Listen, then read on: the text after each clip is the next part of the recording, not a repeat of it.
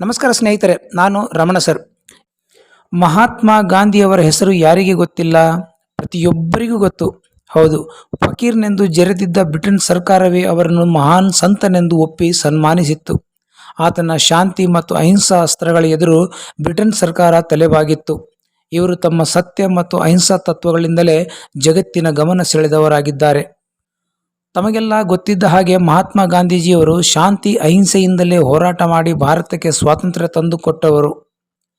ದಂಡಿ ಸತ್ಯಾಗ್ರಹ, ಉಪ್ಪಿನ ಸತ್ಯಾಗ್ರಹ, quit India ಚಳವಳಿ ಸೇರಿದಂತೆ ಅನೇಕ ಹೋರಾಟಗಳ ಮೂಲಕ ದೇಶಕ್ಕೆ ಸ್ವಾತಂತ್ರ್ಯವನ್ನು ತಂದುಕೊಟ್ಟ ಮಹಾತ್ಮ ಗಾಂಧಿ ಅವರ ಹುಟ್ಟುಹಬ್ಬ ಪ್ರತಿ ವರ್ಷ ಅಕ್ಟೋಬರ್ 2ರಂದು ಆಚರಿಸಲಾಗುತ್ತದೆ.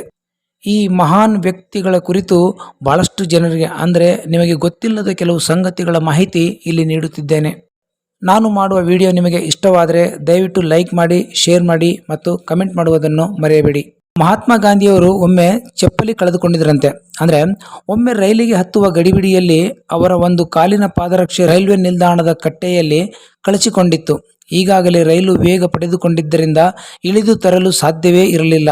ತಕ್ಷಣ ಗಾಂಧೀಜಿಯವರು ಇನ್ನೊಂದು ಕಾಲಿನ ಪಾದರಕ್ಷೆಯನ್ನು ಕಳಚಿ ಹಿಂದಿನ ಪಾದರಕ್ಷೆಯತ್ತ ಎಸೆದರು.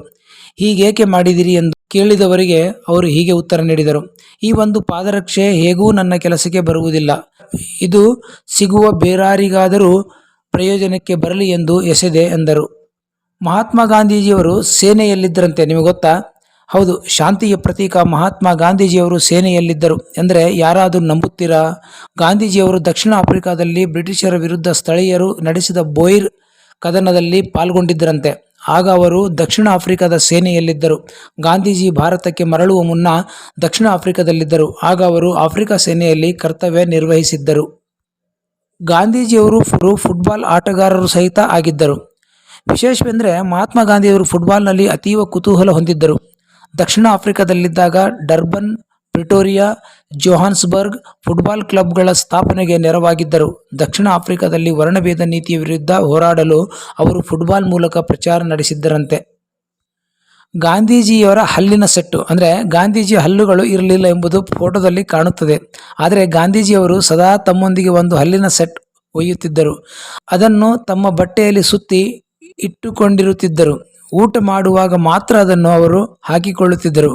ಊಟ ಮಾಡಿದ ನಂತರ ಅದನ್ನು ಸ್ವಚ್ಛಗೊಳಿಸಿ ಬಟ್ಟೆಯಲ್ಲಿ ಮಡಚಿ ಇಟ್ಟುಕೊಳ್ಳುತ್ತಿದ್ದರು. ಮಹಾತ್ಮ ಗಾಂಧೀಜಿಯವರು ಕೇವಲ ಆಡಿನ ಹಾಲು ಸೇವನೆ ಮಾಡುತ್ತಿದ್ದರಂತೆ. ಜೀವಿಸಲು ತಿನ್ನಬೇಕೇ ಹೊರತು ತಿನ್ನಬೇಕೆಂದು ಜೀವಿಸಬಾರದು ಎಂಬುದು ಗಾಂಧೀಜಿಯವರ ನಿಲುವಾಗಿತ್ತು. ಎಷ್ಟು ಕನಿಷ್ಠವೋ ಅಷ್ಟು ಆಹಾರವನ್ನು ಮಾತ್ರ ಸೇವಿಸುತ್ತಿದ್ದರು. ಹಲವಾರು ಬಾರಿ ಅವರು ಕೇವಲ ಹಣ್ಣು ತಿಂದು ಜೀವಿಸುತ್ತಿದ್ದರು. ಆಡಿನ ಹಾಲು ಕುಡಿಯುತ್ತಿದ್ದರು. ಭಾರತದಲ್ಲಿ ಪಂಚೆಧಾರಿ, ವಿದೇಶದಲ್ಲಿ ಹ್ಯಾಟ್ಧಾರಿ. ಬ್ರಿಟನ್ ಹಾಗೂ ಆಫ್ರಿಕಾದಲ್ಲಿ ಕೆಲಸ ಮಾಡುವಾಗ ಗಾಂಧೀಜಿಯವರು ಸೂಟು, ರೇಷ್ಮೆ ಬಟ್ಟೆಗಳು, ಟೈ ಹಾಗೂ ಹ್ಯಾಟ್ ಧರಿಸುತ್ತಿದ್ದರು. ಆದರೆ ಭಾರತಕ್ಕೆ ಮರಳಿ ಯಾವಾಗ ಸ್ವಾತಂತ್ರ್ಯ ಸಂಗ್ರಾಮದಲ್ಲಿ ತೊಡಗಿದರೋ ಅವರು ಕೇವಲ ಪಂಚೆ ಹಾಗೂ ಚಿಕ್ಕ ಶಲ್ಯ ಧರಿಸಲು ಆರಂಭಿಸಿದರು. ಗಾಂಧೀಜಿಯವರಿಗೆ ಅತೀ ನಿರಾಶೆ ಆಗಿದ್ದು ಯಾವಾಗ? ಸ್ವಾತಂತ್ರ್ಯ ನೀಡುವ ಒಪ್ಪಂದದೊಂದಿಗೆ ಮೊದಲನೇ ಮಹಾಯುದ್ಧದಲ್ಲಿ ಗಾಂಧೀಜಿಯವರು ಬ್ರಿಟಿಷರನ್ನು ಸಂಪೂರ್ಣವಾಗಿ ಬೆಂಬಲಿಸಿದ್ದರು. ಆದರೆ ಯುದ್ಧ ಕೊನೆಗೊಂಡ ಬಳಿಕ ಬ್ರಿಟಿಷರು ಭಾರತಕ್ಕೆ ಭರವಸೆ ನೀಡಿದಂತೆ ಸ್ವಾತಂತ್ರ್ಯ ನೀಡಲಿಲ್ಲ. ಇದರಿಂದಾಗಿ ಗಾಂಧೀಜಿಯವರು ತುಂಬಾ ನಿರಾಶೆಗೊಂಡಿದ್ದರು. ನಂತರ ಬ್ರಿಟಿಷರ ವಿರುದ್ಧ ಚಳವಳಿ ಆರಂಭಿಸಿದರು. ಅವುಗಳೆಲ್ಲ ಅಹಿಂಸೆ, ಅಸಹಕಾರ, ಕಾಯಿದೆ ಭಂಗ, ಉಪವಾಸ ಸತ್ಯಾಗ್ರಹಗಳಿಂದ ಕೂಡಿದ್ದವು. 1919ರಲ್ಲಿ ಬಂದ ರೌಲೆಟ್ ಕಾಯಿದೆಯ ವಿರುದ್ಧ ಸಂಘಟಿಸಿದ ಚಳವಳಿ, 1919ರ ಜಲಿಯನ್ ವಾಲಾಬಾಗ್ ಹತ್ಯಾಕಾಂಡದ ನಂತರ ಆರಂಭಿಸಿದ ಅಸಹಕಾರ ಚಳವಳಿ, ಉಪ್ಪಿನ ಮೇಲೆ ವಿಧಿಸಿದ ತೆರಿಗೆಯನ್ನು ವಿರೋಧಿಸಿ ಆರಂಭಿಸಿದ ದಂಡಿ ಸತ್ಯಾಗ್ರಹ, ಕಾನೂನು ಭಂಗ ಚಳವಳಿಗಳು ಬ್ರಿಟಿಷರನ್ನು ನಡುಗಿಸಿದವು. ನಂತರ ಮುಂಬಯಿಯಲ್ಲಿ ಮಾಡು ಇಲ್ಲವೇ ಮಡಿ ಎಂಬ ಸಂದೇಶ ನೀಡಿ ಕ್ವಿಟ್ ಇಂಡಿಯಾ ಚಳವಳಿಯನ್ನು ಆರಂಭಿಸಿದರು. ಇದರಿಂದಾಗಿ ಗಾಂಧೀಜಿಯವರು ಬಂಧಿತರಾದರು. ಇದರಿಂದಾಗಿ ದೇಶವಿಡೀ ಹೋರಾಟದ ಜ್ವಾಲೆ ಹಬ್ಬಿತ್ತು. ಕೊನೆಗೆ ಭಾರತವನ್ನು ಉಳಿಸಿಕೊಳ್ಳುವುದು ಕಷ್ಟವೆಂದು ಅರ್ಥ ಮಾಡಿಕೊಂಡ ಬ್ರಿಟಿಷ್ 1947 ಆಗಸ್ಟ್ 15ರಂದು ದೇಶದ ಮೇಲಿನ ತಮ್ಮ ಸ್ವಾಮ್ಯವನ್ನು ಬಿಟ್ಟುಕೊಟ್ಟರು. ಈ ವಿಡಿಯೋ ನಿಮಗೆ ಇಷ್ಟವಾದರೆ ದಯವಿಟ್ಟು ಲೈಕ್ ಮಾಡಿ, ಶೇರ್ ಮಾಡಿ ಮತ್ತು ಕಮೆಂಟ್ ಮಾಡುವುದನ್ನು ಮರೆಯಬೇಡಿ. ನಮಸ್ಕಾರ.